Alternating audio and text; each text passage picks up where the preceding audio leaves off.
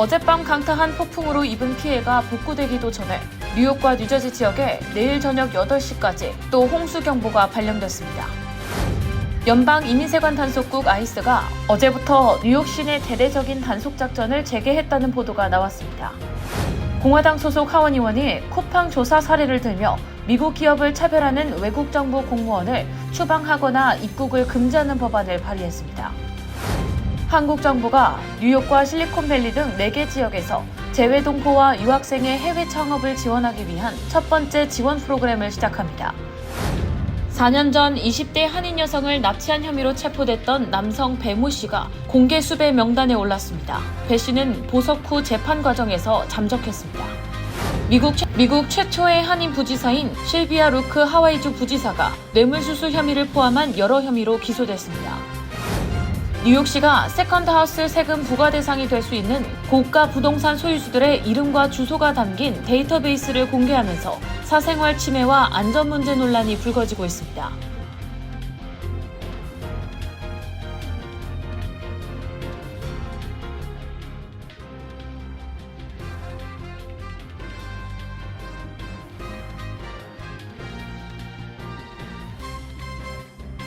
안녕하십니까? KBTV 뉴스9 신영주입니다. 뉴욕과 뉴저지 일대 강력한 폭풍우가 다시 접근하면서 홍수 비상이 내려졌습니다. 시간당 최대 3인치의 집중호우와 일부 지역에 최대 7인치의 폭우가 예보되며 내일 오후 8시까지 기상특보가 내려졌습니다.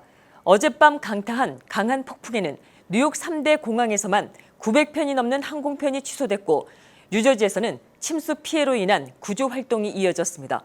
오늘의 첫 소식, 김은지 기자가 보도합니다. 국립기상청은 이번 폭우가 이번 주 이어질 악천후의 시작에 불과하다며 오늘 오전 8시부터 내일 저녁 8시까지 뉴욕, 뉴저지 일대의 추가적인 폭우와 생명을 위협할 수 있는 돌발 홍수를 경고했습니다. 오늘 오후부터 재개된 산발적인 소나기는 내일 29일 새벽까지 이어질 전망이며 대부분 지역에는 2에서 4인치의 강우가 예상되지만 비구름이 같은 지역에 연이어 형성될 경우 일부 지역은 최대 5에서 7인치의 폭우가 내릴 가능성도 있습니다. 시간당 강수량은 2에서 3인치에 이를 수 있으며 최대 시속 60에서 70마일의 강풍을 동반한 강한 뇌우가 발생할 가능성도 있습니다. 한편 어젯밤에도 찾아온 갑작스러운 집중호우가 뉴저지주 버겐 카운티를 직격했습니다. 처음에는 가벼운 빗방울이었지만 불과 몇 분 만에 앞이 보이지 않을 정도의 폭우가 쏟아졌습니다. 퇴근 시간과 겹치면서 도로 상황은 급격히 악화됐고 티넥 인근 루트 4 도로는 강처럼 변해 차량 운행이 사실상 불가능해졌습니다. 해켄색과 리버엣지에서는 차량 고립 신고가 잇따랐고 급류 구조팀이 출동해 차량 안에 갇혀있던 주민 약 10여 명을 무사히 구조했습니다. 리치우드에서는 낙뢰가 건물을 강타해 전기 계량기가 폭발하면서 2단계 화재가 발생했습니다. 나무가 쓰러져 재산 피해가 발생하고 전선이 끊어져 인근 대형 화재로 이어지는 사고도 발생했습니다. 호손에서도 주택가 침수로 인해 구조팀이 출동했고 에디슨 지역에서는 국지성 강풍이 발생해 우박이 쏟아지기도 했습니다. 항공 등 교통에도 큰 차질이 빚어졌습니다. 연방항공청은 오늘 오전 라가디아와 JFK 뉴아크 국제공항에 일시적으로 지상 운항 중지 조치를 내렸습니다. 현재 조치는 해제됐지만 오전 한때 새 공항에서 900편이 넘는 항공편이 취소됐고 JFK와 뉴아크 공항에서는 출발과 도착 지연이 이어지고 있습니다. 당국은 이번 주 후반까지 침수 지역 운전과 외출을 자제하고 최신 기상 정보를 계속 확인해 줄 것을 당부했습니다. KBTV 뉴스 김은지입니다. 연방이민세관 단속국 ICE가 뉴욕시에서 새로운 단속 작전에 들어간 것으로 전해졌습니다. 뉴스네이션은 어제 퀸즈에서 시작된 작전이 오늘 롱아일랜드로 이어질 예정이라고 보도했습니다. 주요 표적은 과거 지방당국이 ICE의 신병 인도 요청을 받아들이지 않아 석방된 사람들입니다. 뉴스네이션은 복수의 ICE 소식통을 인용해 새로운 단속 작전이 어제 오전 퀸즈에서 시작됐고 오늘은 롱아일랜드로 이어질 예정이라고 보도했습니다. 주요 대상은 과거 ICE가 지방경찰이나 교정기관에 신병 인도를 요청했지만 해당 요청이 받아들여지지 않아 석방된 사람들입니다. ICE의 신병 인도 요청, 이른바 디테이너는 지방당국에 수감자의 석방 예정 사실을 알리고 이민당국이 신병을 넘겨받을 수 있도록 일정 기간 더 구금해달라고 요구하는 절차입니다. 디테이너가 발부됐다고 해서 곧바로 형사 유죄나 최종 추방 명령이 확정됐다는 뜻은 아닙니다. 뉴욕시는 사법영장 여부와 폭력 및 중대범죄 유죄 판결 등 법이 정한 요건을 따져 아이스의 신병 인도 요청에 제한적으로 협조해왔습니다. 이번 작전은 아이스 뉴욕 현장 사무소 소속 요원들이 맡고 있으며 다른 지역 인력이 추가로 투입되지는 않은 것으로 전해졌습니다. 아이스 소식통들은 현장에서 원래 표적이 아니었던 사람이 함께 붙잡히는 부수적 체포도 발생할 수 있다고 전했습니다. 비영리 매체 더시티가 아이스 자료를 분석한 결과 지난해 8월부터 올해 3월 10일까지 뉴욕시에서 이뤄진 아이스 체포 3,191건 가운데 811건, 약 24%가 부수적 체포였습니다.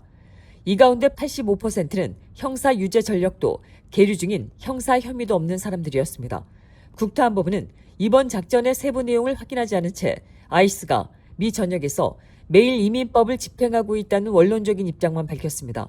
뉴욕시 감사관실은 아이스 요원을 만났을 때 묵비권을 행사할 수 있으며 서류에 서명하거나 질문에 답하기 전에 변호사와 상담할 권리가 있다고 안내하고 있습니다. 공화당 하원 의원이 미국 기업을 차별적으로 규제한 외국 정부 공무원을 미국 입국 불허나 추방 대상에 포함하는 법안을 발의했습니다. 발의자는 한국 정부의 쿠팡 조사를 대표 사례로 들었습니다. 이와 관련해 한국 정부는 그동안 기업 국적과 무관하게 국내법에 따라 진행한 조사라고 반박해왔습니다.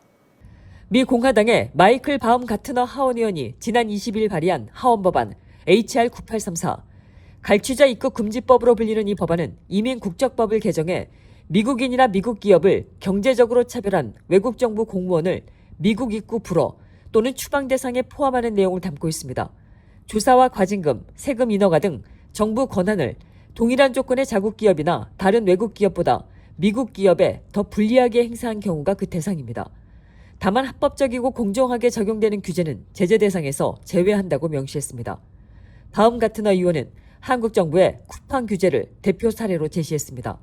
미 하원 법사위원회의 보고서를 인용해 한국의 10개가 넘는 정부기관이 미국계 기업 쿠팡을 상대로 수십 건의 조사를 벌이고 4,000건 이상의 자료 제출을 요구했으며 직원 면담도 최소 652차례 진행했다고 주장했습니다. 쿠팡을 둘러싼 논란은 지난 11월 공개된 대규모 개인정보 유출 사건 이후 본격화됐습니다. 한국개인정보보호위원회는 조사 결과 약 3,755만 명의 개인정보가 유출됐고 이용자의 외부 온라인 활동 기록도 무단 수집됐다며 쿠팡에 과징금 6,246억 8,100만 원을 부과했습니다. 한국 정부는 쿠팡을 미국 기업이라는 이유로 겨냥한 적이 없으며 조사와 제재는 기업 국적과 관계없이 국내법과 절차에 따라 이루어진다고 반박했습니다. 외교부도 미 하원 법사위 보고서가 쿠팡 측 입장을 일방적으로 반영해 사실과 다르다고 밝혔습니다. 바움 가트너 의원은 유럽연합이 지난 23일 구글에 부과한 8억 9천만 유로, 약 10억 달러의 과징금과 브라질의 미국계 정보기술 기업 규제 움직임도 법안 발의 근거로 들었습니다. 이번 법안은 하원 법사위원회에 회부된 초기 단계로 법률이 되려면 하원과 상원을 통과한 뒤 대통령의 서명을 받아야 합니다. 한국 정부가 재외국민과 유학생의 해외 창업을 돕는 첫 별도 지원 사업을 추진합니다. 뉴욕과 실리콘밸리 등 4개 지역에서 예비 창업가를 포함한 창업인재 80명을 선발해 멘토링과 활동비 등을 지원합니다. 한인 창업 생태계에 투자하는 1,000억 원 이상의 펀드도 조성하기로 했습니다. 관련 내용 김은지 기자가 전해드립니다. 한국중소벤처기업부가 지난 24일 실리콘밸리에서 재외국민과 유학생의 해외 창업을 지원하는 모두의 창업 글로벌 프로젝트를 발표했습니다. 한국 정부가 재외국민을 대상으로 별도의 창업 지원 사업을 추진하는 것은 이번이 처음입니다. 이 사업은 지난 3월 싱가포르에서 열린 AI 커넥트 서밋에서 한 유학생이 해외 거주 청년에게도 창업 지원이 필요하다고 제안한 것이 계기가 됐습니다. 중기부는 뉴욕과 실리콘밸리, 싱가포르, 인도 등 4지역에서 유망 예비 창업가와 창업가 80명을 선발할 계획입니다. 선발된 참가자에게는 온오프라인 멘토링과 맞춤형 창업 보육, 창업 활동비 등을 지원할 예정입니다. 멘토단에는 이정희 프라이머 USA 대표와 오선호 오스테오진 테크 공동설립자, 김주윤 닷 대표, 이승훈 링글 대표 등 해외 진출 경험을 갖춘 한인 창업가와 현지 투자사들이 참여합니다. 중기부는 K 스타트업 센터 등 해외 거점을 활용해 현지 법과 규제, 시장 정보를 제공하고 기술 실증과 사업 파트너 발굴, 투자 유치도 연계할 방침입니다. 구체적인 모집 일정과 신청 방법은 아직 발표되지 않았습니다. 이와 함께 해외 한인 창업 생태계에 투자하는 K-파운더 펀드 출범식도 열렸습니다. 정부 모태펀드와 해외 한인 창업가, 투자자가 함께 1,000억 원 이상을 조성할 예정으로 중기부는 이를 첫 재외동포 펀드라고 설명했습니다. 이날 출범한 펀드의 명칭은 ASQ 파이오니어 펀드로 샌드버드 공동창업자 김동신 대표가 이끄는 밸런 캐피털이 투자 기업 선정과 자금 관리를 맡습니다. 중기부는 해외에서 성공한 한인 창업가의 자본과 경험을 새로운 창업 도전자에게 연결하는 선순환 구조를 만들겠다고 밝혔습니다. KBTV 뉴스 김은지입니다. 4년 전 20대 한인 여성을 납치한 20대 한인 남성이 공개 수배됐습니다. 그는 사건 당일 도주 과정에서 경찰 총격을 입고 체포됐지만 보석으로 풀려난 뒤 재판에 잇따라 출석하지 않아 지명 수배 명단에 올랐습니다. 보도에 김은지 기자입니다. 지난 23일 조지아주 귀네 카운티 경찰은 2022년 로렌스빌에서 발생한 20대 한인 여성 납치 사건의 피의자 27세 배진석 씨를 중요 공개 수배 명단에 포함시켰습니다. 2022년 6월 배 씨는 리버 익스체인지 쇼핑센터에서 한인 여성 미셸 여 씨를 강제로 차에 태워 납치했습니다.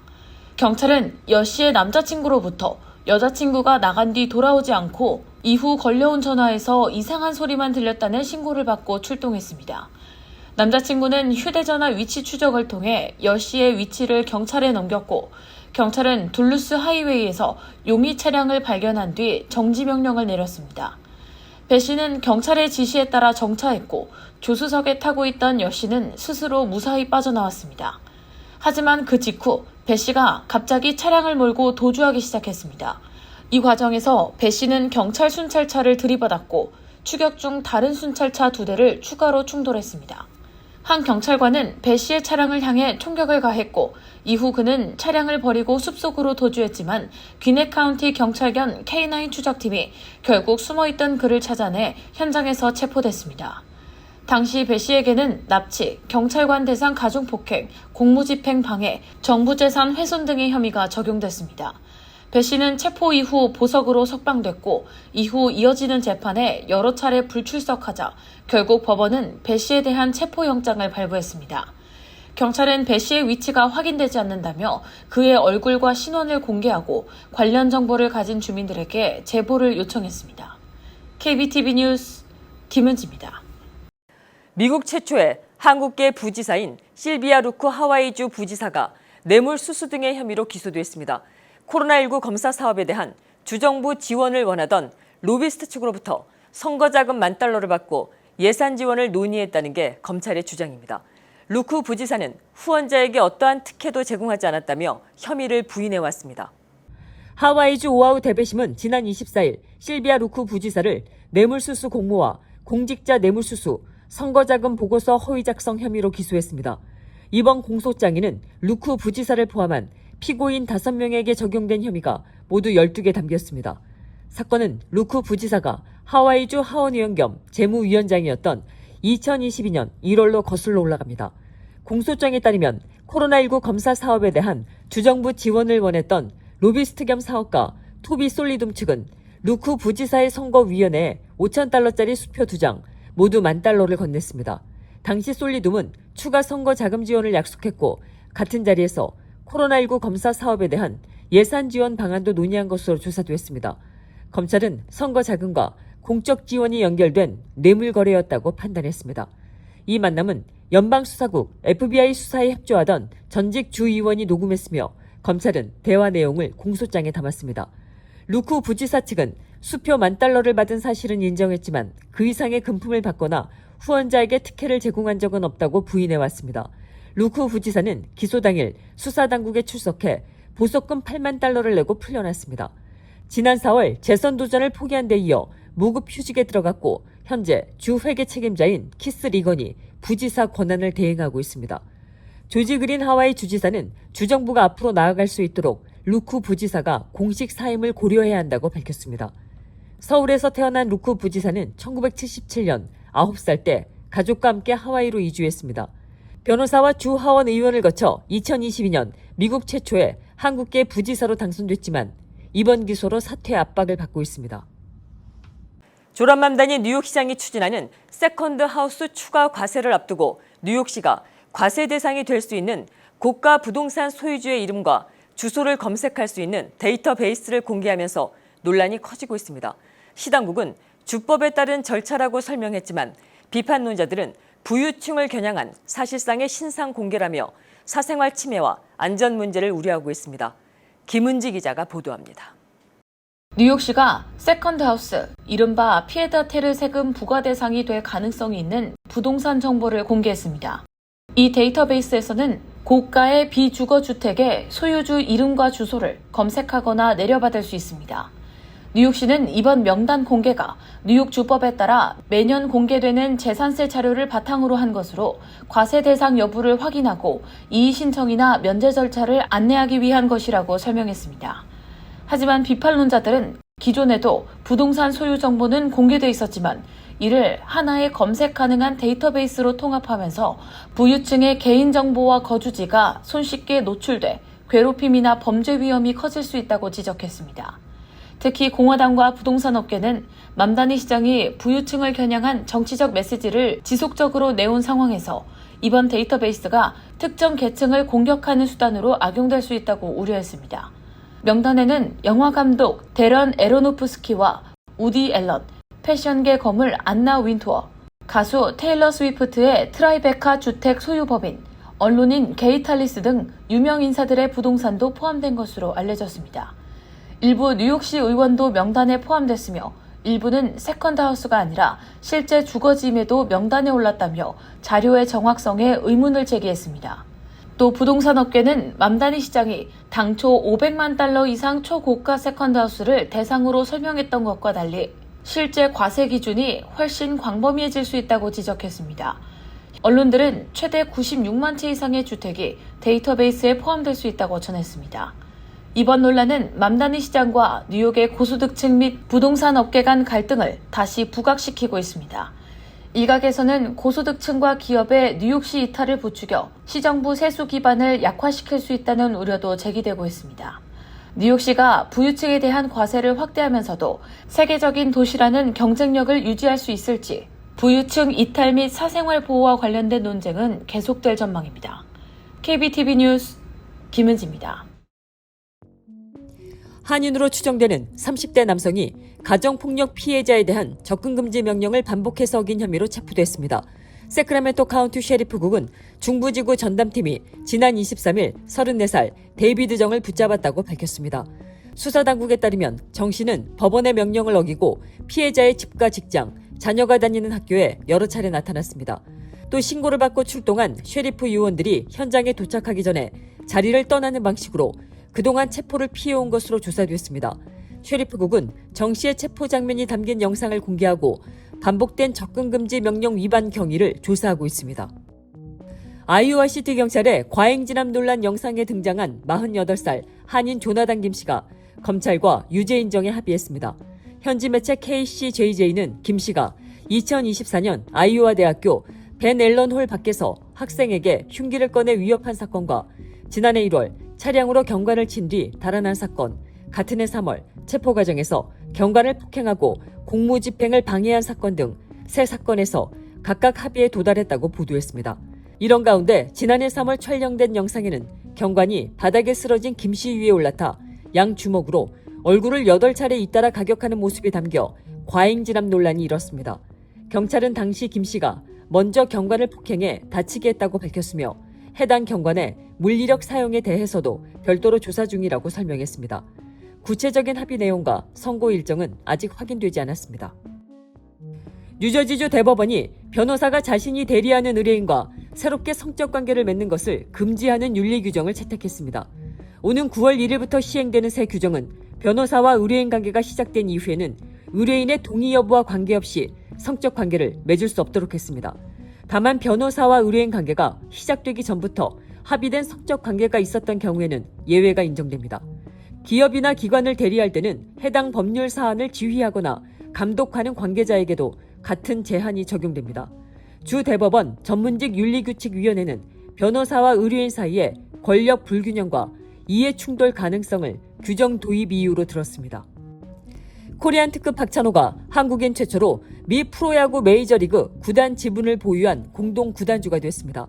박찬호가 이끄는 투자 컨소시엄 팀 61은 MLB 구단 애슬레틱스에 총 7천만 달러를 투자합니다. 이 가운데 5,500만 달러는 이미 투자하기로 확정됐고 나머지 1,500만 달러는 MLB 사무국의 승인을 거쳐 투입될 예정입니다. 팀 61에는 할리우드 배우 켄정과 데니얼 데킴 등이 참여했으며 로이터는 방탄소년단 슈가도 투자자로 참여했다고 보도했습니다. 박찬호는 구단주 존 피셔의 수석 고문을 맡아 선수 육성과 아시아 시장 전략을 자문할 예정입니다. 애슬레틱스는 2028년 라스베이거스 신구장으로 이전할 계획입니다. 잠시 후 커뮤니티 브리핑을 전해드립니다.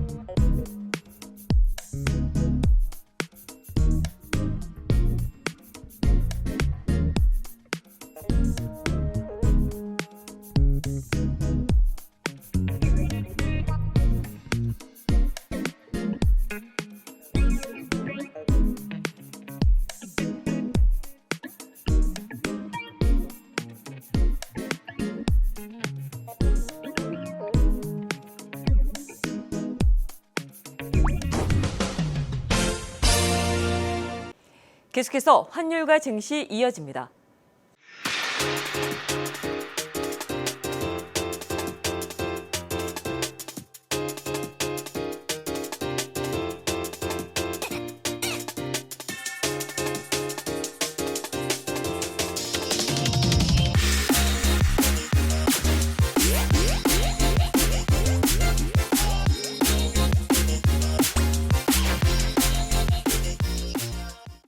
이어서 뉴욕과 뉴저지 날씨 전해드립니다.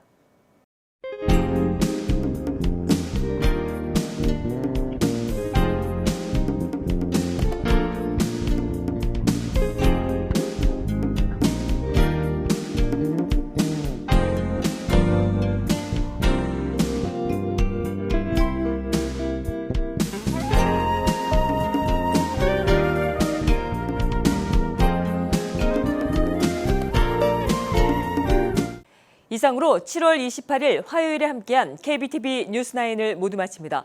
오늘 보도드린 대로 내일 저녁까지 홍수주의보가 내려졌습니다. 안전에 각별히 유의하셔야겠습니다. 오늘도 함께해 주셔서 고맙습니다. 저희는 내일 뵙겠습니다. 평안한 저녁 되십시오.